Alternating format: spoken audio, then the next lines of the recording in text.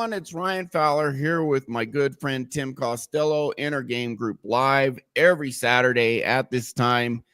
Jordan should be joining us shortly, fingers crossed, but as of last night, he said he'd be coming. So today, we're going to look at a clip. This is a lady who probably a year or two ago got her doctorate in psychology. She has a lot of good insights. Dr. Anna has her own YouTube channel. You can watch the original clip. The link is down in the description. But she's talking about enabling toxic behavior, which is extremely common in today's modern world. And the amount of narcissism in our world has been increasing, the amount of toxic behavior. I was talking to Tim about how the dating environment has become very toxic in Western culture. In Mexico, it's actually a much more normal, thank goodness. That's one reason I'm here. But Tim was just pointing out, just really in every part of life, there are just so many people getting away with bad behavior, and you really have to cut them out of your life or enforce boundaries or just straight up not let them get away with it. You cannot enable people. Letting people behave poorly isn't enabling them. And Dr. Anna today is going to go into how that creates narcissism. She's going to go into childhood stuff. We're going to look at, the subconscious aspects too. And so it'll be a good show today. But before we get into all of that, Tim, welcome to the show. And we got 5 people on already. Great. Fantastic. So I'm Tim at timcostellohypnosis.com. You can reach me there, spreading the good word about being, quite frankly, healthy. And when we're talking healthy, I'm talking about your brain. Ryan mentioned a number of things, but I see this in the workplace. I see this in social circles. I see it in churches. I see it in professional groups. I belong to a number of groups that focus in on submarining and former submariners. And even within that group, there's always some toxicity of people pushing the bounds and everybody else, quite frankly, being socially pleasant so they don't upset the apple cart. Yeah. So it's everywhere, but reach us, we'll show you. Absolutely. Jordan, welcome to the show. Hey, how's it going? Nice haircut, dude. You guys are live. Thank you. Thank you. You're almost there, man. You're almost there. You're about to go go to war. Like an Army Ranger haircut. I remember Black Hawk Down, they had that haircut. So anyways. Mm-hmm. All right, cool. Yeah. So welcome to the show, our loyal audience. Zoromina, P-Dubs, the new necks. Welcome, guys. And so we're going to dive into this. Do you guys have anything you want to add? Or Jordan, introduce yourself, and then anything you want to add about this clip about enabling others, why you shouldn't do it, and anything you want to say, and then introduce yourself to Jordan. Yeah, I think because I watched this video last night, I thought the enabling structure for describing the different parenting styles was pretty significant. And I can definitely see how just parenting is like probably the most, maybe we should talk more about parenting on this channel, because parenting ultimately becomes like the central problem for almost all of the issues we end up clearing. So yeah, it's absolutely critical. So I'm happy to talk about it today. Hey, Jordan, are you speaking into your microphone in front of you, or I'm getting a bit of a condenser mic echo kind of thing? A lot of room noise. Yeah. Make sure I'm using the right mic. It's not as crisp and clear and booming as as it normally is. How about now? There you go. Beautiful. Perfect. Yeah, Much better. when you actually pick the right one. always. Okay, in marriage and in microphones. So absolutely, we're going to cover both the parenting aspect and then as adults with relationships you have with others. I understand why people enable others. I used to be in that boat because I grew up in an environment where if I was confrontational at all, my mom would start playing whack-a-mole with me psychologically, and I was the mole. So I understand why people do it. However, it's very important not to do it. So let's dive into the video. And enabling can be a very passive act. You just let them do it. Still, we got to enforce boundaries and not let people get away with bad behavior. And so let's let Dr. Anna explain why, and then we'll comment as we go along. So the general rule of thumb in psychology is that there are two ways to create a narcissist. The first one is through complex trauma. Usually, narcissists create other narcissists in their children. Parents who are hostile or excessively critical to their children, as well as being low in warmth and responsiveness, typically produce feelings of inadequacy in their children, and then those children try to compensate for those feelings of inadequacy through overinflated self-worth, constantly seeking approval and admiration from other people, what we call a reaction formation. You feel something unacceptable within you, such as worthlessness, and so you project the very opposite in a facade, such as grandiosity. But there's also a second, less known way to create a narcissist, and that comes from something called social learning theory. Very permissive parenting, particularly excessive parental indulgence and approval, teaches children that they are superior to other people and deserve special treatment, which predisposes them to narcissism. In the longitudinal study from 2015, parental indulgence was found to predict increases in narcissism from ages 10 to 12. Now, both of the ways of creating a narcissist that I'm talking about here can be linked to parenting style. So the first type of creating a narcissist, where you are very low in warmth and responsiveness and very demanding and critical, is in line with authoritarian parenting. The second one that I mentioned, where you are very permissive, you don't put any rules on children, is called permissive parenting. In permissive parenting, the child makes up the rules. The parent doesn't really have boundaries or enforce them. And the child kind of gets their way when they want something. They're overindulged because the parent is afraid of conflict or tantrums. Enabling is a key. I want to go back and just point something out here. This is actually why you need two parents in a home. And again, I am talking about generalities here. So I'm not talking about specific individual people. I'm talking about broad trends. If man only, you're gonna, again, it's a trend. You trend more towards authoritarian. Woman only, more towards the permissive. And you will see this. You will see, and again, I'm talking very broad trends. There's many exceptions to this, but you will see single mothers raising kids, and they tend towards a permissive, maybe neglectful because they're just too busy or they are not good parents. But there's a tendency towards permissive with the mother. There's a tendency towards authoritarian with the father. The mother and father together put you in the upper right, which is how it should be. But what Dr. Anna is going to go into is permissive, top left, is going to create narcissists. And I think, or it's more likely to, and there has been a huge increase in narcissism in our society. And I think this is one of the root causes why. There's multiple causes. I think this is one of them. Do you guys have anything to add before we move on? Jordan, you want to jump? Because I got a couple of things. Go ahead, Tim. Go ahead, Tim. So this is a very broad discussion.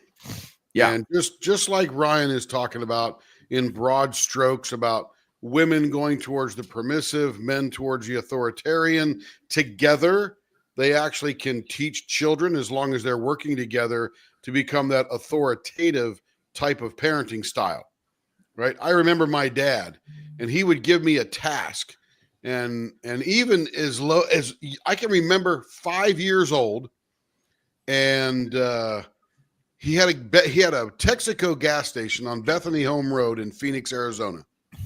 And during the summer when school is out, my job once in a while, probably 1 or 2 days a week, was to come to the gas station and work.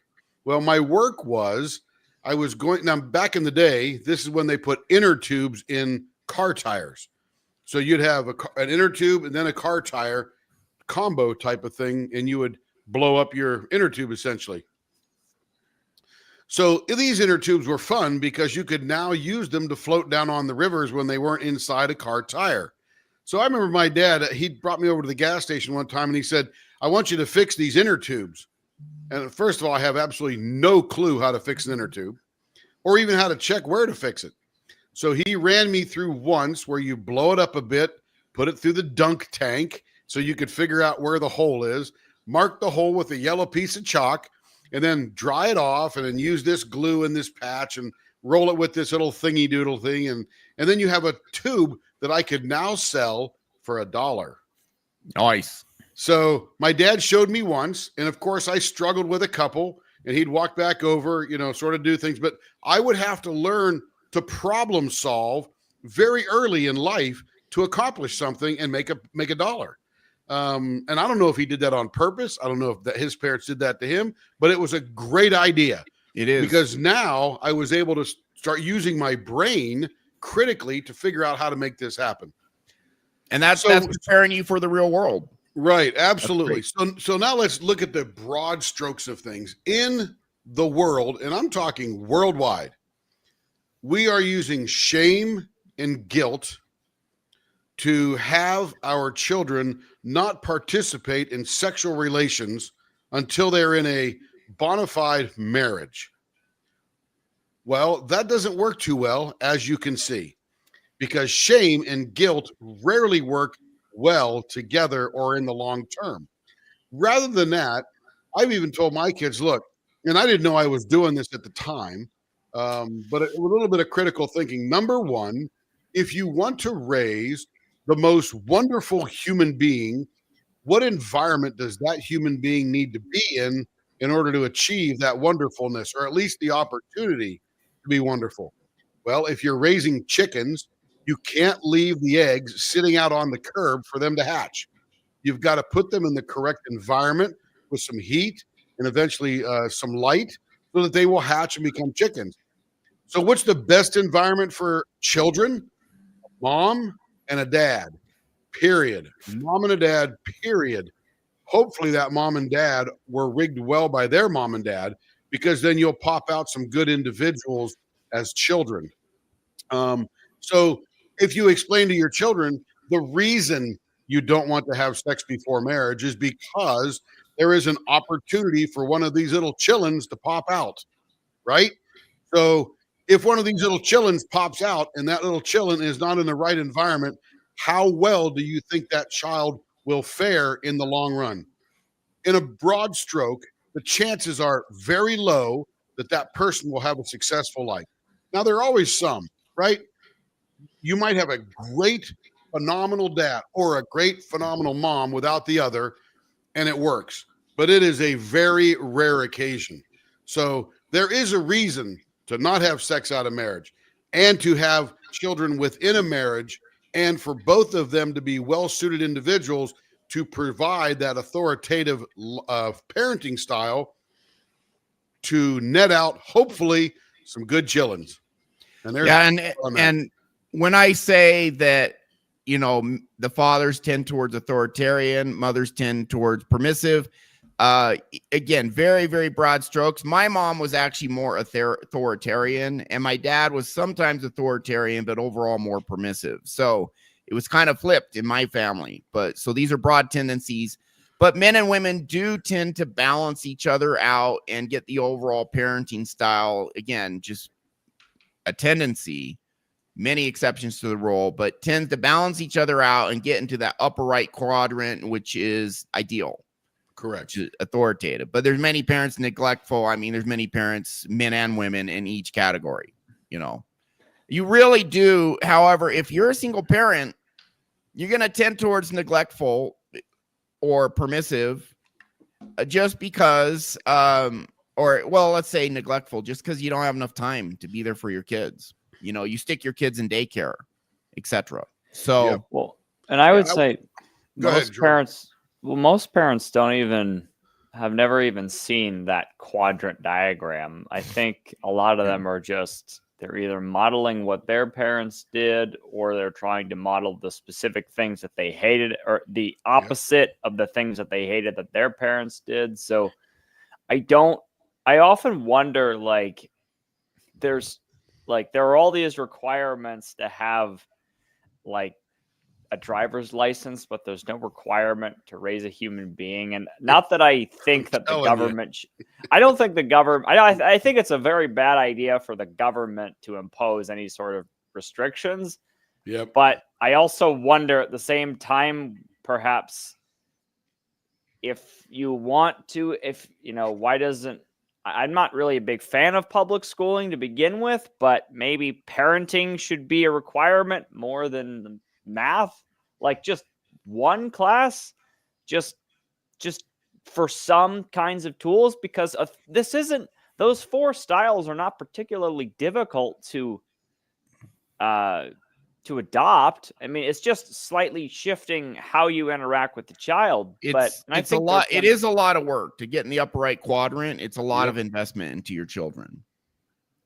Well, but the concept is not particularly do it anyway. difficult. Yeah. It's simple, but complex.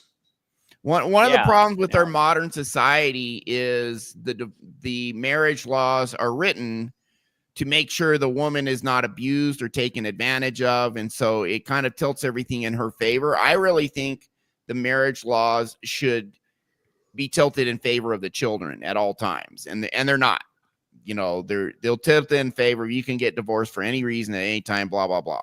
So it's a shame. But even if the laws change, that's just a tiny piece of the pie. Really, it's just our society has just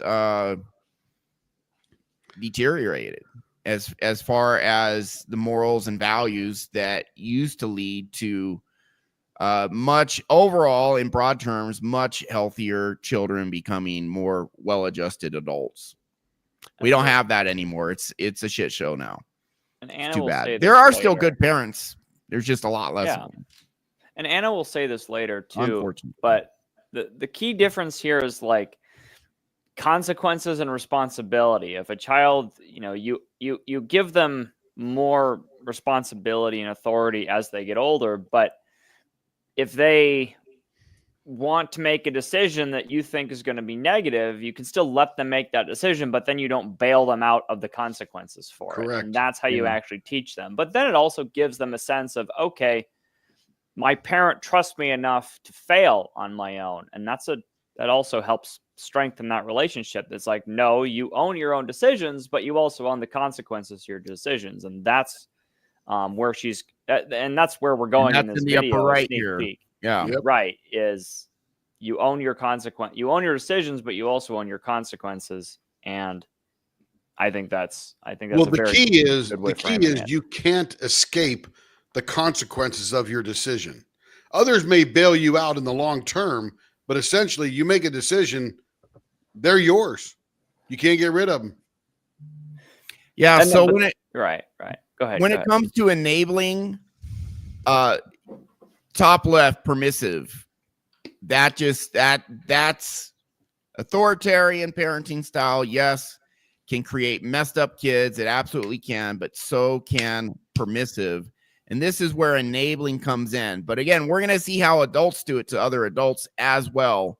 It's across the board, but it does start with childhood, because being permissive leads to spoiled kids who are entitled, who are delusional, who are not prepared to survive in reality. Narcissists struggle in reality. Oh, yes. They do. And I know I've known several, and they constantly blow stuff up. They can be very talented in some ways, very charismatic in some ways, and they can start to become successful, and then they shoot themselves in the foot with they piss people off with their entitlement, their delusion, their manipulations.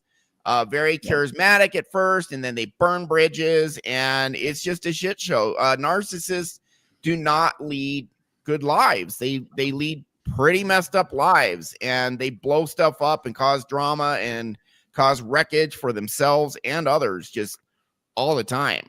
Let me give you a little example. When you enable people as a parent or as a significant other or otherwise, you are helping perpetuate that toxicity, which hurts everyone. Go ahead, guys.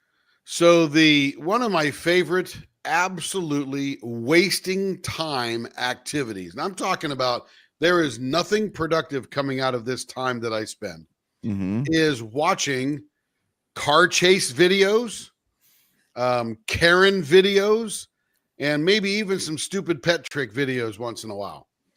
But the interesting thing is, if you want to see the result, in fact, Karen and I were watching one time where this girl was going to be arrested, and she was screaming and yelling at the cops, and even when she was in cuffs, and it took a while to get her in cuffs, screaming and yelling and putting them down and so on and so forth. And Carrie's going, why doesn't she just shut up? I said, because throughout her whole life, she was able to throw a tantrum and then get her way, right? So when she's becoming arrested and now dealing with people who don't deal like the other people that she has beat the crap out of on the way down, now she's still trying that same tactic and it's not working. And it happens until she's finally sitting in the jail cell, and even some after that. But it's never her fault. Everybody else is wrong. Entitlement, no accountability. But that's how she has led her life. She might be 20 years old at this point. Man, she's a train wreck headed for a disaster.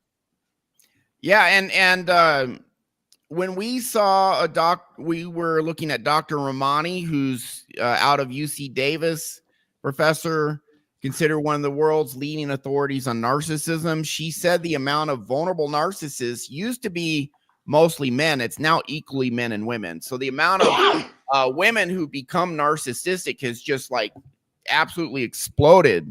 And Dr. Ramani says 1 out of 6 people have, if not a full-blown narcissist, at least strong narcissistic traits, and 1 out of 10 full-blown narcissists. And you can almost attribute that all to daycare. Yeah, and it's daycare, or it's just parents letting their kids get away with stuff. A lot of parents, because they're working, it used to be the mom stayed home. That's what it was in the 50s and 60s.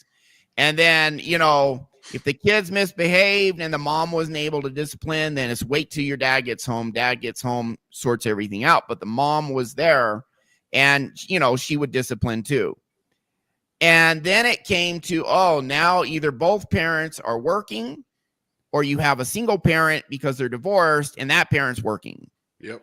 And so now the dynamic has shifted towards in the land of relative abundance in the United States overall, although it's not as much as it used to be, it seems, with inflation and whatnot, parents would feel guilty that they're now not there enough for their children. What do? They go towards that permissive lifestyle. I'm going to buy you stuff to appease you. I'm going to put you in front of a TV. I'm going to get you an Xbox. I'm going to get you all these nice things. And a lot of parents are doing that to assuage their guilt over the fact that they're not there for their kids. They're at work. And what does that lead to? That leads to the permissive parenting style. And it is creating, and then you combine that with like social media, and it's just narcissism's just exploding. Yep. And the permissive style is a style of enablement. You're not there to discipline your kids. You let them get away with stuff. You assuage your guilt by giving them all sorts of toys and, a phone and all this stuff. I didn't have no one had cell phones when I was growing up. But, it's like all this stuff, it's creating narcissism, and it's tied to enablement. And I see on Instagram now, I see all these videos of women like being really demanding, like, don't take me to a coffee date. You need to take me out to a $200 dinner. Like first date, you don't even know the girl you met online. And again, not all women are like this, but this is kind of blossomed, this entitlement, this delusion. And then they're like, where have all the good men gone? And there was just a show with Piers Morgan. It was Piers Morgan, and then Tommy Lahren was on there, and 3 other guys. One of the guys totally schooled her. I forgot his name, Andrew Wilson, I think. And they had this discussion of, Tommy Lahren was like, a man's a provider, a protector, and has to do all these things for his wife and his women, which I agree with. And then Andrew Wilson is, okay, what are the women's expectations of what should a man expect in return? And Tommy said nothing. He should just do it, which is incredibly narcissistic thing to say. You should do all these things for me and I have no obligation towards you in return. But to a great degree, that's what's happened in our society. And the reason is because kids are growing up in these environments where they're enabled. They're allowed to get away with that stupid attitude. It's like no one says, hey, listen, if you now Tommy Laren's married, I don't know what quality marriage it is, but I have women come in to do sessions with me and they're 40 years old and they tell me they literally cry themselves to sleep every night because they say, now I realize all along I wanted to be just a mother and a wife and doting and helping and supporting and nurturing and all this. But when I was younger, I realized I was emasculating men. I realized I was entitled and all this and that and the other. And no one stood up to them. It should have started with the parents, but no one else stood up to them. If, women who, even in their 40s, still attractive, used to be very, very attractive and literally cry themselves to sleep at night because no one put their foot down. But at the same time, no one's going to get with an entitled person like that. So enabling people's bad behavior ultimately hurts. It hurts everyone. And Dr. Anna is going to go into this, but any comments on that, guys? No, let's keep rolling. All right, rock and roll. By the way, Jordan, that haircut is precise. I do like your haircut, my man. That's what Gabriel says. Yeah, nice. Thank you. All right. Thank you. So here we go. Boom. Indulged because the parent is afraid of conflict or tantrums. Enabling is a key component of permissive parenting. A child, for instance, throws a temper tantrum because they want something, and the parent, instead of maintaining the rules, caves into them. What does a child learn from this parenting style? They learn, I am above the rules. The rules don't apply to me, and that in turn creates entitlement. Or they learn, when I rage at other people, I get what I want, which results in interpersonal exploitativeness, what we call narcissistic rage later on. But let's back up for just a moment. What is enabling actually? Enabling is basically inadvertently encouraging another person's unhealthy or harmful behavior. So it can often look like trying to save someone from the consequences of their own actions. For example, let's say that Joan hits her grandson. When her daughter Alice stops bringing her son around, Joan's husband pleads with Alice to please give her mom another chance. Her mom is suffering and she's crying every night because she misses her grandson. Essentially, he's trying to shield his wife from the natural consequences of her own actions, that when you hit your grandson, you are no longer going to have access to said grandson. He's trying to prevent her being hurt by the consequences of her own actions. Another example, Johnny cheated on his math test. When his parents find out, instead of letting him live in the consequences of that action, they go to the school and they try to convince the school to drop the suspension. They try to bribe the school principal with donations. Again, sending the message to Johnny that you are above the rules. The rules don't apply to you. You don't need to experience any of the negative consequences of your decisions. Another example.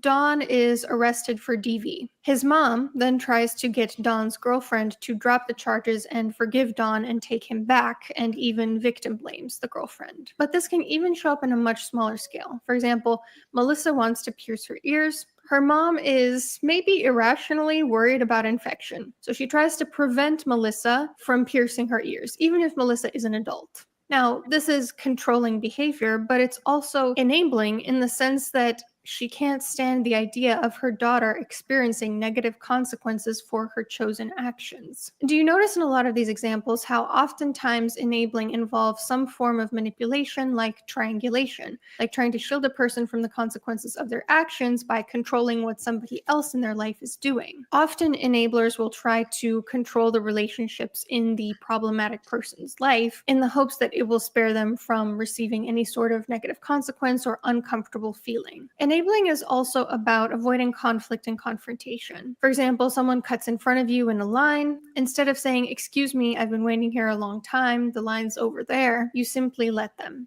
And they're once again reinforced in their belief that there are no consequences for their bad behavior, so they might as well just continue to do whatever they want. Or sometimes people will encourage a victim of abuse to just put it past them, to not bring up their issues with the abuser because they themselves are afraid of how the abuser might react. Enabling also looks like taking on someone else's responsibilities, whether it's a parent doing their child's homework for them, where children learn, I don't need to do my own work. Someone else will handle my responsibilities for me. Or parents financially supporting their children well past the point where they should be self-sufficient. Children and adult children then learn, I can always rely on a handout. I'm entitled to what other people have, and I don't need to earn what I deserve. And then those children who had their parents do their homework for them, who had their parents support them until the age of 30, 40, 50, whatever it is, cause a lot of problems for the other people in their life. For instance, I've been in group projects where actually partnering with someone doubled the amount of work that I had to do, because I then also had to take on their share of the work rather than us working together and making things simpler for each other. And lastly, enabling encourages dependency, and specifically codependency.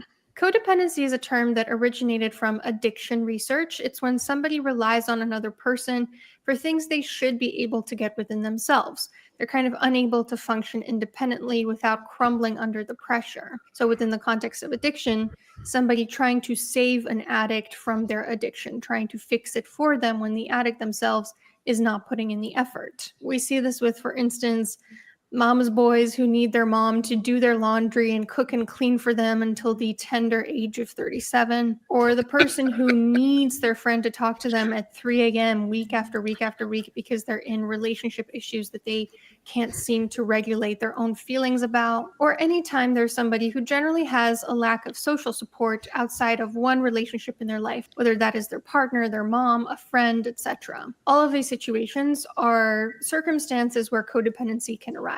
So where does enabling come from? The person doing the enabling. Yep. She gets codependency a little bit wrong, but so my initial thought is like, I'm thinking about some of the relationships I've had here. I'll go with full screen for us. So this idea that, again, that you're shielding, that one person is shielding another person from consequences. And this, I imagine, probably starts in childhood, but as it extends throughout adulthood, and I've come to the theory that it's really hard to break this habit. If you were so used to individuals in your life who bail you out of or individuals or the government potentially who bail you out of your bad decisions, and then suddenly somebody you also care about kind of implements consequences that you can't get around, like for your actions. Not that I'm, of course, hypothetically, of course.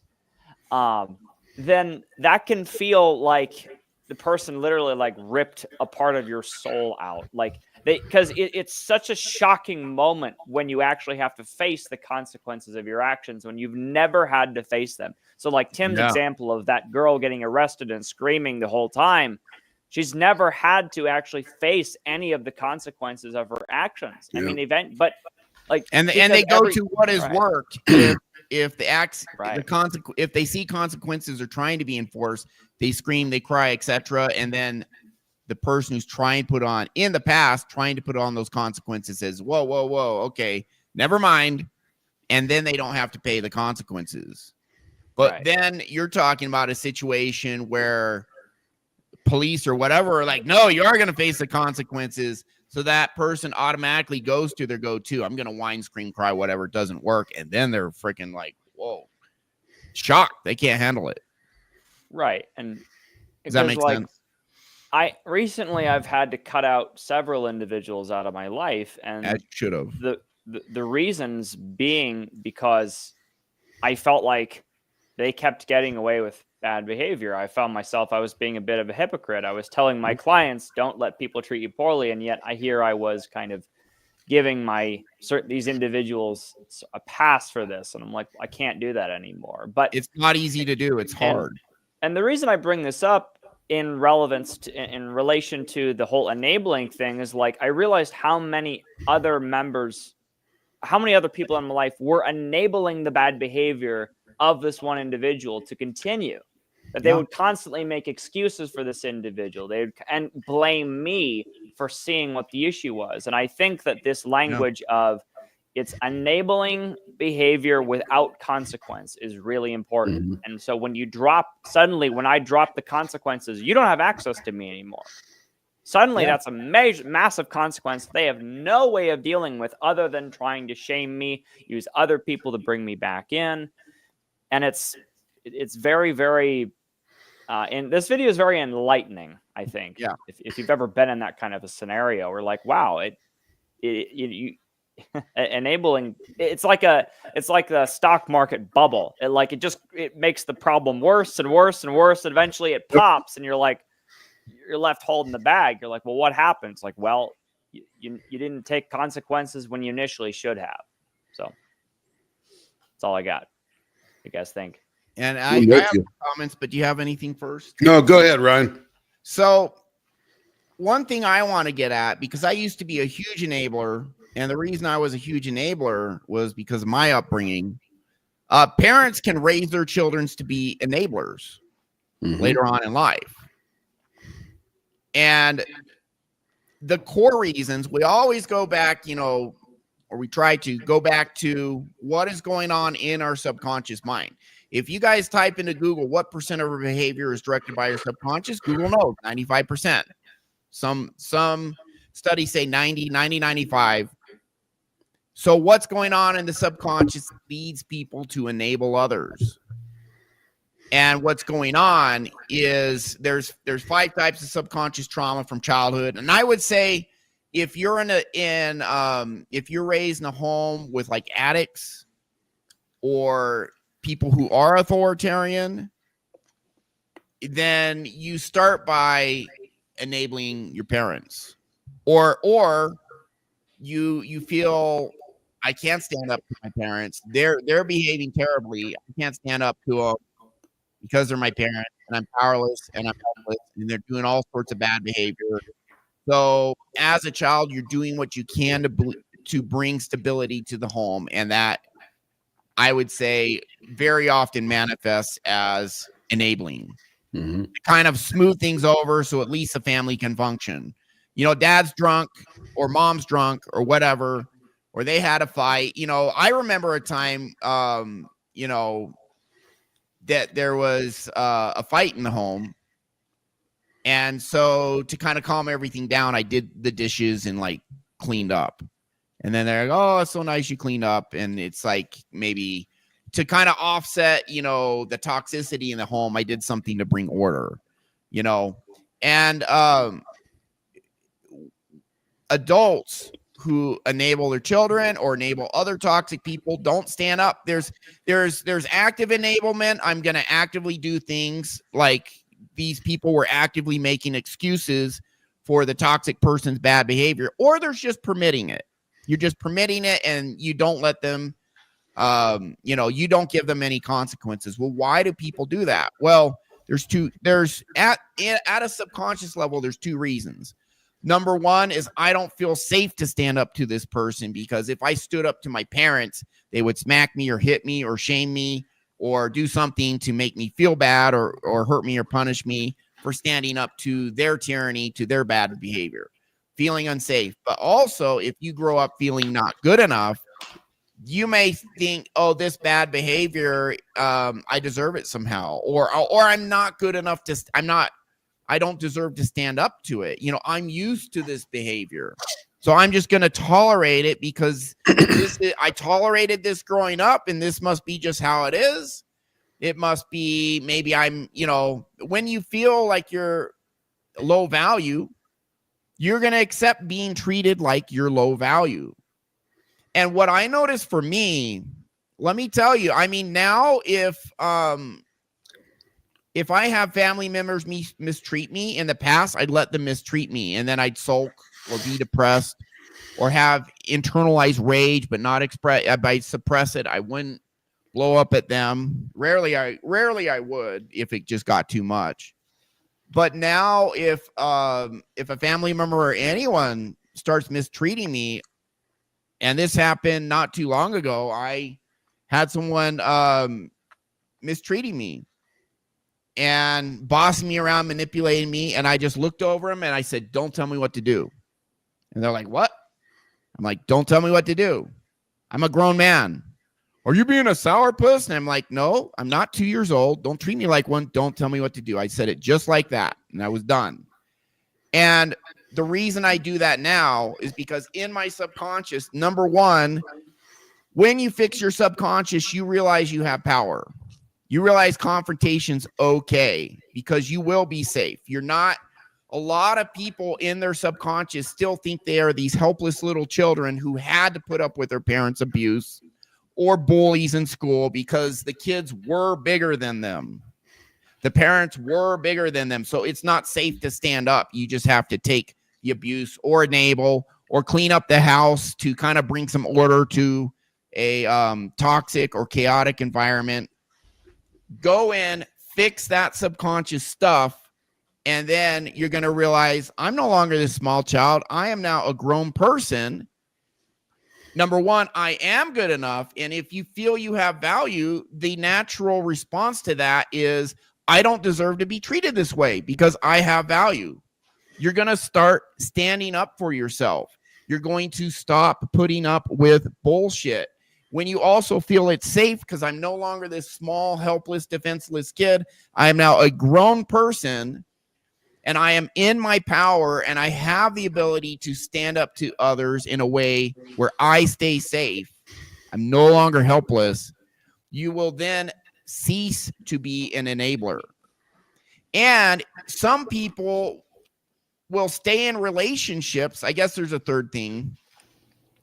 Because they don't know how to give themselves validation and love, so they need this relationship to give them that, even though there's a lot of toxicity and bad behavior they put up with in the relationship. So, and this is codependent. The reason codependents are codependent is they don't know how to give themselves love and validation. So if there's one person in a relationship with an alcoholic or or a narcissist or whatever, they are enabling their behavior because they need that person to give them love and validation so that they feel good enough. And narcissists are masters at drip feeding codependent people validation, the validation they crave to string them along while they're abusing them at the same time. And then this person who does not know how, everyone needs love validation. And so a person who doesn't know how to give themselves love and validation will tolerate all the abuse and bad stuff in the relationship, not get out because they are not capable of giving themselves the, the love, validation, other things they need to feel safe on their own, to feel okay on their own. So they stay in these bad relationships. They enable the bad behavior to try and bring some sort of stability, but they are perpetuating toxic behavior. So several years ago, I started getting, after I healed my core, I started getting all the toxic people out of my life. And what happens is, especially when you upgrade your core, you get rid of all the toxic people and they are replaced by the best people. Jordan is a great human being. Tim is a great human being. I have other friends who are great human beings. We have no toxicity. We have very little disagreement. When we do, it's cordial. We have different viewpoints. That's cool. But when you a big part of enabling is, I'm not going to put up with this person's bullshit anymore. And people won't do that if they feel not good enough, or they feel it's unsafe to stand up to that other person, or they feel, I don't know how to love myself, so I need someone here to love me and validate me. So I can't just get rid of them. I'm codependent on them. Fix your core, and then you will be able to stop enabling behavior of others. Right. Anything to add, guys? Or you just want to keep going? So for many years, and I never knew why I was this way, is I'm a very non-confrontational person. In other words, I will not pick a fight with you, but I certainly will finish every confrontation that comes my way. Yeah. And it will end. I've only been in one physical confrontation my whole life, right? Because I don't stand up for the bad behavior. Didn't know why I did that before, but now I understand why I do it now. And it's always been a blessing to say, I've been lucky to have worth from a very young child internally. So I don't know what it is to be like Ryan's describing, but I certainly feel sad for that particular behavior that's fostered along as children in the abusive environment. So second the motion on what Ryan said. We all need love and validation, but you got to give it to yourself first. Then choose who you're going to receive it from elsewhere. Yeah, I will add that as adults, if someone is behaving toxically, we don't have a responsibility to correct their behavior. That's right. We can simply say, this isn't for me, I'm out of here. Boom. But if someone treats you poorly directly, you could just leave. But if you tell them off, good for you. As parents, absolutely. I would say the way we prevent enabling as adults is just get them out of your life. Hey, here's an interesting, Ryan, the way you say that. So Carrie started that business 2 years ago. It's rocking and rolling forward, all that kind of stuff.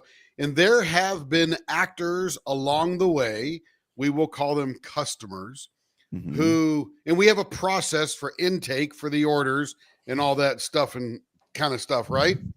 So we've had a couple of customers that will get outside the process. That drives Carrie nuts. And within 1 or 2 weeks of that bad behavior, Carrie cuts them off and says, you're no longer a customer. She has the guts to say, you're not a customer anymore. We don't need your business. We're going to finish up the one you got. Now, why does that happen? Well, first of all, as a manager of thousands of people over the last 40 years, I've heard every excuse in the book. There's not a new one. There's not even a variation on a theme anymore. So when somebody says, who has ordered from us before and says, how do I order again? Oh, and they're waiting for us to take a couple of days to respond. So then they can take a couple of days to respond, and they're trying to get to their payday. I appreciate that. Don't buy something until you got the money, right? Take care of that.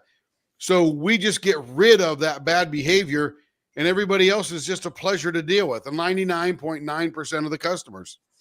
Yeah, you can't be enabling people if they're no longer in your life. So that's one way to stop enablement.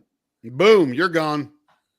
Just like Jordan did. Jordan's cut people out of his life because he's learning. He don't want to play. It's too painful. Move on.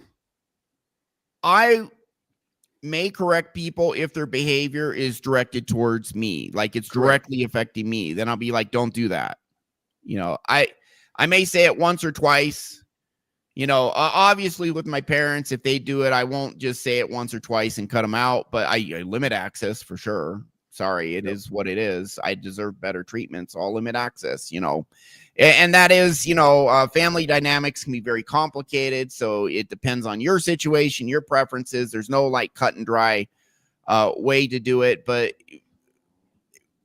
as adults, we don't have to put up with that. And I would say maybe you tell them once or twice, and then if they don't respect your boundaries, then you get rid of them. Sure, that's up to you. But you can't be enabling others if you get them out of your life. That's maybe correct. others will be enabling them, but you won't. So that's one way to stop enabling. Just get it out of your life. It's not our responsibility to fix other adults' bad behavior, but we do want to get them out so we don't put up with that. Absolutely. And Gabriel, this is not a Krispy Kreme shirt. It is a Peter Miller shirt. I thought CK was Calvin Klein. I'm sure it is. I'm just being funny. Just being funny. But it's a Peter Miller shirt. MILLAR. PeterMiller.com. All right. So, yeah, Gabriel likes it. All right. So we'll keep going on. Where are we here? Okay. Dr. Anna. Enabling most often thinks they are helping. They don't realize that their behavior is harmful to everyone, including to the person that they're enabling. From their point of view, they love this person and they want to care for them and protect them as much as possible. I actually have a really powerful story that highlights this. There is somebody in my personal life who, although I love this person to death, does enable somebody. And for like the 100th time that this person said, you know, Anna, you just like be nice, walk on eggshells, all of this, I really leveled with this person and I said, like, Why do you keep making excuses for her? Why does everyone else have to tiptoe around her temper? And why is it never to her that you say, please play nice, please try to keep yourself in check? And for the very first time, I heard the enabler lose their cool and snap and say, because Anna, I don't want my daughter to end up institutionalized. And at that point, it occurred to me, this person thought she was protecting her child. This is a mother who naturally loves her child and wants to make sure that harm doesn't befall her. But the saddest part is that enablers don't realize they're ironically in this position because of enabling. Because if they hadn't let all those slam doors and rages and screaming and physical abuse go without any sort of consequences, that person would have learned the lesson sooner that their behavior is not appropriate, and they just might have done it a little less. Enablers think they are protecting the person they're protecting, but ironically, they are setting them up to fail because that person is going to go out into the real world where not everyone is going to enable them. And they're at some point going to learn that shit doesn't fly. Enablers also have a very anxious need to control things and other people to prevent negative consequences for their loved ones. Oftentimes, people who are enablers have some sort of anxiety issue, or sometimes they come from family systems with trauma of their own, where maybe they learned to cope by appeasing or fawning or keeping the peace. That was kind of their role in the family. They were the one that was trying to keep everyone in harmony. And maybe it was a survival mechanism for them at some point when they were a child, but now as an adult, when dealing with other adults or their own children, it's not adaptive anymore. Enablers also enable because of fear of conflict or conflict avoidance or people pleasing, whether it means they're scared of participating in conflict, they try to avoid conflict as a rule of thumb, that's kind of their response to it, or they just want to make sure that people like them. That can mean that they don't confront problematic behavior head on, that they make excuses for a lot of people, or that they try to sweep everything under the rug. And honestly, now, one thing I'll add is there are times you cannot get people out of your life. And that's when I think when she's talking about don't avoid conflict, assert boundaries, don't put up with bad behavior. I absolutely think if you can't get them out of your life, then you do have to put your foot down. Just FYI. And it could be in the work environment, church environment. You never know where you're at, but there may be environments where you have to be around that person, but certainly not put up with bad behavior. Yeah, and I've had times where I've had to do that, and I actually won respect of everyone in the office. Yep. And then the person I stood up to plotted for months to like get revenge on me.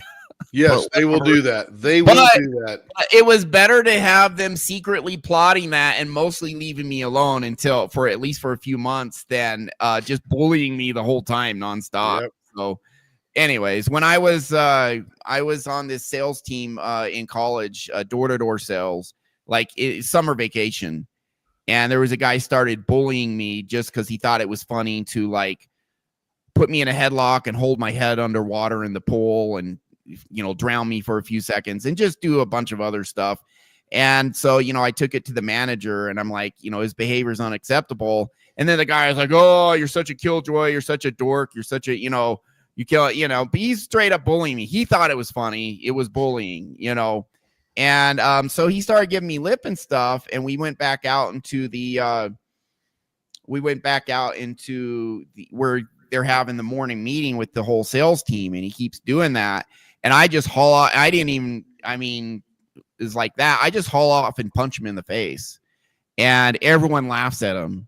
And but honestly, he deserved that. He was already violent with me. You put someone in a headlock and hold them underwater.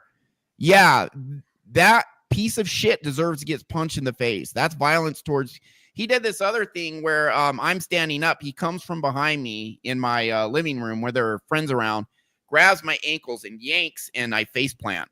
So yeah, he deserved at that point. He absolutely deserved reciprocal violence, and I punched him in front of everyone. Humiliated. So what you're saying, Ryan, is consequences for actions. That's have right. consequences. So if someone gets violent with you, and that is violence, hold your head underwater, making you face plant. He threw this football at my head as hard as he could. It is. Yeah, So that's violence, and in that situation, reciprocal violence is absolutely warranted. So I punched him in front of everyone, and won the respect of the whole team. And what you'll notice is, if you stand up to someone toxic, they may plot to get revenge, but sometimes you win the respect too. You'll definitely win the respect of other people around you. And so we're not responsible for bad behavior. If you can leave, I say just leave. Maybe you tell them off as you leave. It's up to you. But if you can't get rid of them, don't put up with that bullshit, man. You are worth more than that. And like I said earlier, the people who don't stand up is they feel it's unsafe to stand up, or they feel they're not good enough to stand up, like they don't deserve to be treated better. That's what's going on in the subconscious. We fix that, and then we notice people standing up. Yep. So I have another comment on what Anna was talking about, that whole, like, rather than the enabler gets upset at the person who's calling out the person with the problems, more than they're like, well, why don't you hold them to that standard? It's like, well, and they kind of short circuits their brain. It's like, well, I don't want them to be institutionalized. It's like, well, you're creating the problem. And so the enabler has an entirely different set of problems that the issue person, I'm trying to figure out what terms to use here, but it's like the enabler is almost just as bad as the other person, because they are almost becoming the gateway between other people to, like, they are trying to become the intermediary to allow that person's abuse to go to other people. It's like, well, no, they're really not that bad. You have to be this way. And so they're like, without that enabler there, a lot of these problems they self-correct, because like, well, your boundaries get crossed by this person. Usually you just move on. But if the enabler's there and you kind of trust the enabler, especially if you trust them,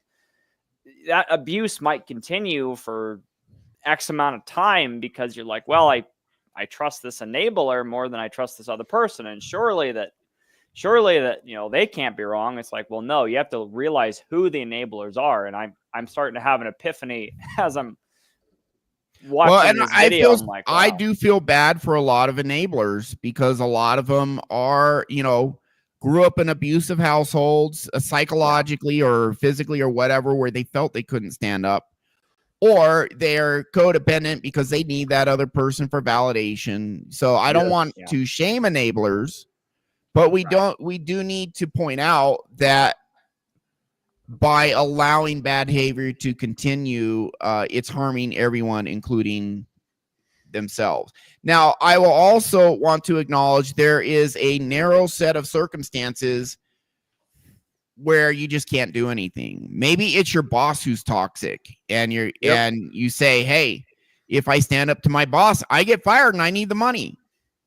So in that situation, I would start looking for a new job. Absolutely. Maybe it takes you 6 months to find an equivalent job. Maybe it takes you a year. Maybe you're in a bad economy. So there are narrow circumstances as well where you just can't do anything. But I would say the first preference, leave if you can, cut them out of your life. If you can't cut them out of your life, then you need to stand up to them.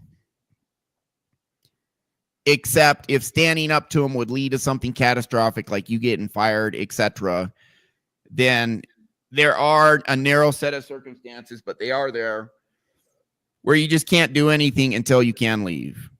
Now, I will say, you hear people talking about, oh, I was in a relationship with this abusive jerk, this scumbag, this a-hole, and it's like, well, you guys weren't married, you didn't have kids together. Clearly, that person's an enabler. So it is what they should have gotten out of that relationship. But there are other times where you have kids together, etc., and it's difficult. But with that said, you absolutely should not proactively enable that person, and do as much as you can to not enable that person, because the net effect is going to be more harmful than standing up to that person. There may be consequences to standing up to people. Like I said, I stood up to that one guy. He plotted for months to get revenge on me, and eventually he kind of sort of did, but whatever. I mean, he didn't get me. It was still a net benefit for me to stand up to him. The abuse he gave me in the long run was far less than the abuse he later gave me when he could get away with it. It was far, far less because I stood up to him and didn't let him get away with his bad behavior. Now, in a revenge type of format, could you imagine how rent-free you were living in his head as he was trying to I was screwed. He was watching every one of your moves to figure out how he could get you. Because I humiliated him in front of the entire sales team. Yep. And I punched him and everyone laughed.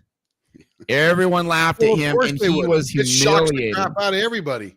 Yeah. Well, the guy was a bully, and Yeah. So I don't know if this doctor is a goth, Gabriel, but she certainly has gothic feel about her, and she does write gothic horror novels. Yeah, I was going to mention, this is hilarious because if you go back and watch the first minute of her video, she's also a novelist, and she promotes her gothic horror book. Yeah. So she is kind of goth. Yeah. She's Eastern European, by the way. So I actually thought she was like half Asian, but she's actually Eastern European, just so you know. Yeah, she got those little pointy eyelash, pointy mascara thing. Yeah, she's Eastern European. A smart girl, good girl. Absolutely. All right, keep going. Good lady. The enablers can be quite codependent.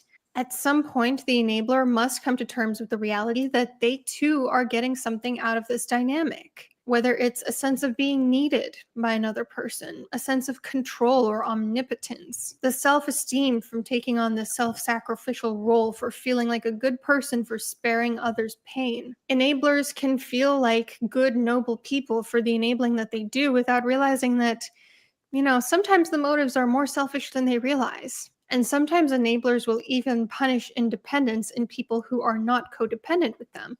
So they will really ally themselves with the problematic person because that person is at least codependent with them. But with somebody else who's more independent, there's a sense of resentment there because that person doesn't really need them as much, doesn't provide as much to their self-esteem. Here's the issue. People need to learn from the consequences of their own actions. Remember that graph I showed you of different parenting styles? Permissive parenting can create narcissists. Authoritarian parents can create narcissists. The healthy type of parenting that we should all aim for is authoritative parenting. And authoritative parenting, a huge component of it is natural consequences. There are boundaries, there are rules, and then there are consequences when you break those rules. And those consequences are not overly punitive. They just are what naturally happens when you do a certain action. So for example, let's say that there's a 10-year-old girl who wants to stay up until midnight the night before a test. If she has a permissive mom, her mom is probably going to let her. And then the next day, her mom is going to cover for her at school saying she's sick to her teacher. An authoritarian mom, on the other hand, might threaten her or yell at her or manhandle her into going to sleep. Whereas an authoritative mom will try to reason with her daughter, will try to say, listen, this is the rule, like, you need to go to bed. But if her daughter still refuses to do that, her mom is going to let her live with the consequences of her choice. And the next day, when she's too tired to go take a test, she's not going to cover for her. She's still going to make her go take a test and live with the consequence of getting a poorer grade. Permissive parents send their kids the message that you can do whatever you want and there won't be any consequences. Authoritarian parents, on the other hand, teach their kids that there won't be any negative consequences for you because I won't let you make your own mistakes. And authoritative parents teach their kids you have a right to make age-appropriate choices. And there may be some subjectivity in what constitutes age-appropriate. And those choices will have consequences that you need to live with, that I'm not going to spare you from. Because what happens when someone is chronically spared from the consequences of their decisions? It may sound great, like nothing bad ever happens, but really, they're not learning from feedback in their environment. It does them a disservice because the real world is not going to enable them the way the enabler does. Let's say that there's a teenage son who's constantly verbally abusing his mom because that's what he observed his dad doing. And the mom never sets boundaries with him for this. She just kind of laughs it off. She continues being warm and responsive to him. And then as an adult, that son goes on to verbally abuse his girlfriend. And he feels shocked when he experiences negative consequences for his behavior, and then maybe even runs to his mom to fix it for him. That's the situation of how permissive parenting does not allow people to learn from feedback in their environment. Versus with authoritative parenting, a teenage son tries to verbally abuse his mom. The mom immediately nips it in the bud and says, the way you're speaking to me is unacceptable. It's very hurtful, and I'm going to have to ground you for 2 weeks. The son learns that action A leads to consequence B. And especially if this is done over and over and over again, he is getting that message. He's understanding that I cannot do action A unless I want to receive consequence B. And then the next time he thinks about verbally abusing a woman, he might think twice about it because he doesn't want that consequence. Enabling people hurts them. It robs them of the opportunity to learn what is the most adaptive way to move in the world. And if it happens chronically during childhood, it turns them into narcissists and abusers. But enabling also hurts the non-abusive people in a family system. I think many of us have heard the expression, squeaky wheel gets the grease. The person who creates the most noise or problem often gets the most amount of attention and accommodation, while those who are just quietly doing their job are overlooked at best or told they're the ones who need to change at worst. Sound familiar? Oh, George? yeah. No, not at all. What are you talking about? Yeah, well, I'm just comparing it to your hypothetical situation earlier. Yeah, hypothetically, Often do we I see a can't relate to system that at where all. everyone but the abuser is expected to bend over backwards for them or walk on eggshells, where the enabler tells everyone but the abuser to change their behavior. Most often, where you find an abuser, an enabler is not far behind. And it feels awful for the other people in the system. It feels like there's no sense of justice, like they're not allowed to process their righteous feelings of hurt or anger, not allowed to confront the issue head on with a problematic person, not allowed to set boundaries. And sometimes the lack of protection from the enablers can be even more hurtful than the abuse itself from the abuser. Because you expect hurtful people to hurt you, but you don't expect people who are supposed to love you to not be able to protect you. Really, the best off person in the situation is the enabler. Everyone else loses. The person getting enabled, the other people around them. The enabler gets to feel good about themselves, gets to feel in control at the cost of everyone else's well-being. Now, don't get me wrong, it's not exactly fun for the enabler either, because you're signing up for a lifetime of the stress of trying to control other people who are ultimately not within your control, which is a losing game, and trying to prevent consequences that will eventually not be preventable. And when that happens, the person being enabled will blame the enabler rather than taking responsibility for their own actions. Anytime we try to control the outcome of somebody else's life, eventually when they don't like something about that outcome, they're going to come to you to blame you. So I'm literally begging people to stop enabling harmful behavior. If you are a parent, do not fall prey to permissive parenting. Do set rules and boundaries for your children. Do let them experience the natural consequences of their actions without trying to save them. Do make it clear what behaviors are and aren't acceptable. And regardless of whether you're a parent or not, stop trying to control the people around you. Stop trying to prevent bad things from happening to adults that you care about. Respect that everyone is allowed to make their own decisions and needs to experience the consequences of their actions if they're going to learn how to move through life in a healthier way. Don't stunt their self-development by trying to shield them from their consequences. Don't get involved in their other relationships or problems. Don't try to triangulate them or manipulate circumstances to fit what you think would be best for everyone involved. And when someone is speaking up for themselves or setting a boundary with someone, for the love of God, don't try to discourage them from doing so. Don't punish them for doing so. Don't try to silence them. Just because you yourself don't always have the comfort level to handle conflict, with all due respect, it doesn't mean that other people can't. You could give a man a fish every single day, or you could just teach him how to fish. In this situation, letting people learn from the consequences of their behavior is teaching a man how to fish. It is giving that person life skills. That means they won't need to rely on you forever anymore. At some point, they're going to know what to do on their own. Don't solve their problems for them. Don't take on their responsibilities. Get your self-esteem from within yourself, from your own life, not from somebody else's. Work on your codependency and the secret gains that you get from it. I hope this was helpful. I'll see you soon. Okay, so there she is. Buy her book. She's also desperately pleading with you to buy her book. Yeah, her we'll go to the beginning here. I think it's hey, we'll plug her book. The Curse in Their Veins. Gothic horror novels ish, kind of like mystery thriller stuff too. I haven't read them, but she plugs them. So just to clarify, I have been talking a little bit about getting toxic people out of your life and standing up to them when you can. So that is ceasing to passively enable others, meaning just letting them get away with stuff. And she's talking more about active enablement, where you're actively taking measures so that people don't have to face consequences for their actions. You know, you do your child's homework because your child won't do it. So you can always stop that. You can always stop active enablement. And if you're in a position where there would be like really bad consequences to standing up to someone, get out of that as soon as you can. And I fully acknowledge, easier said than done. And in some cases, you can't do it for a while. You may not be able to do it immediately, but you can formulate a plan to move forward. Such as Ryan mentioned, you got a bad boss, get a new job. It may take a little while, but the bad boss syndrome won't last forever.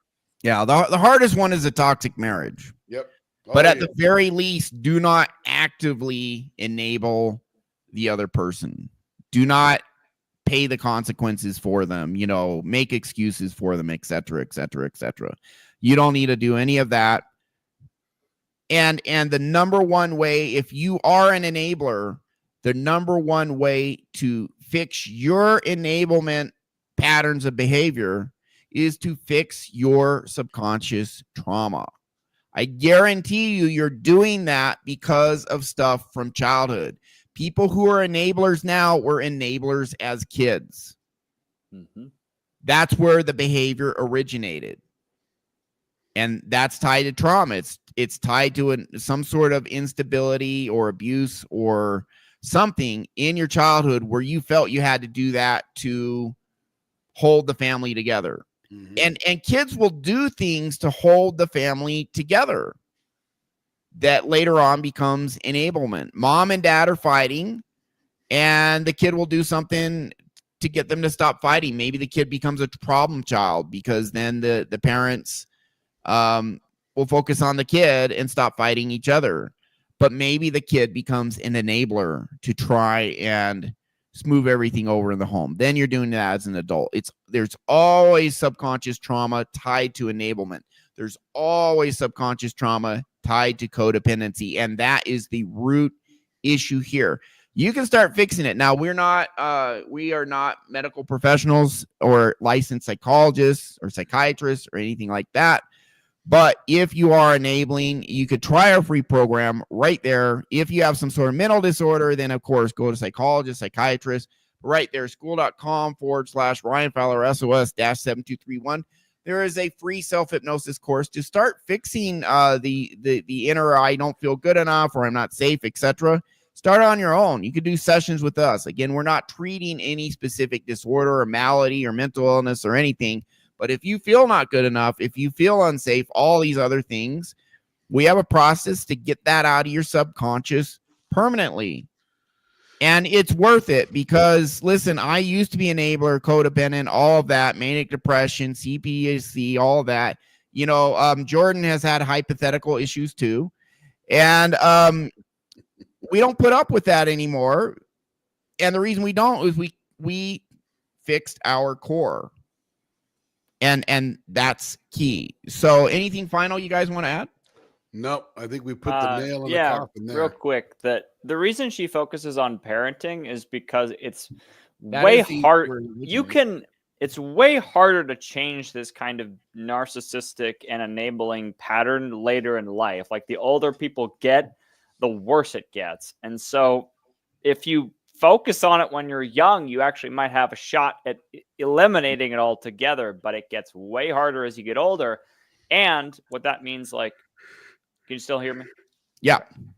I froze for a second. So, and the other thing is that don't expect these people to change. Everything we've told you today is based on how you can respond to them, because they probably will never change. And it's unreasonable for you to expect them to. So that's the thing. Yeah, as a parent, you actually have power to change your kid's behavior. Right. But when there's a toxic adult in your life, the chance of you changing that toxic adult is slim to none. Yep. So you just enforce boundaries, and if they don't respect the boundaries, work as quickly as you can towards getting them out of your life, and enforce boundaries as best you can. You know, it's for you. It's not for them. They're adults. So, and I'll say, we've had, people come to us, feel not good enough. We can rewire that. We can rewire people not believing in their ability and value. We can rewire it very quickly, very rapidly. Some people take longer than others, but like I had one person I did 12 sessions for. The next one was like 8. 80% of people, 2 sessions or less. And then their stuff is fixed, their major stuff, and they're on their way. Yep. And a lot of people can fix stuff on their own. So we can fix that very quickly. But with that said, I've had narcissists come to me, and because a lot of them feel bad inside, especially the vulnerable narcissists. And I fixed a lot of their internal trauma, but it did not change their behavior, because their narcissistic behavior, short term, works fabulously. Long term, it keeps blowing up in their face, but because it works in the short term, they're not willing to change their behavior. So I can get them feeling somewhat better, but narcissists, it's too late to fix their behavior. Honestly, it's extremely rare. Some narcissists tend to mellow out a bit as they get older. Some can get worse. There's a very small percentage who may finally wake up and realize their behavior is hurting everyone and may partially modify their behavior, but it's exceedingly rare.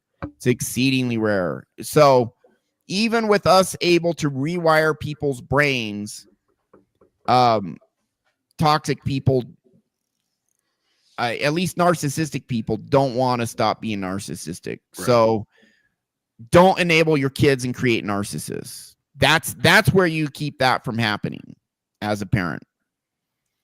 Yep. All right. So that is our show for today. But if you're struggling, any behavior you want to change, you can change. The problem is narcissists don't want to change. That's the thing. They don't want to change their behavior, at least. But if you have things about you that you want to change, if you struggle with anxiety, procrastination, feeling not good enough, etc., all of that is fixable. Rewire your brain. Try the free program there, the school.com at the bottom there in the banner scrolling across, or just right there. That's a free program right there. It's basic. There's a lot of stuff you need a pro for, but that can help most people to some degree, and it can happen very, very, very quickly, and for some people can be very powerful. Give it a shot.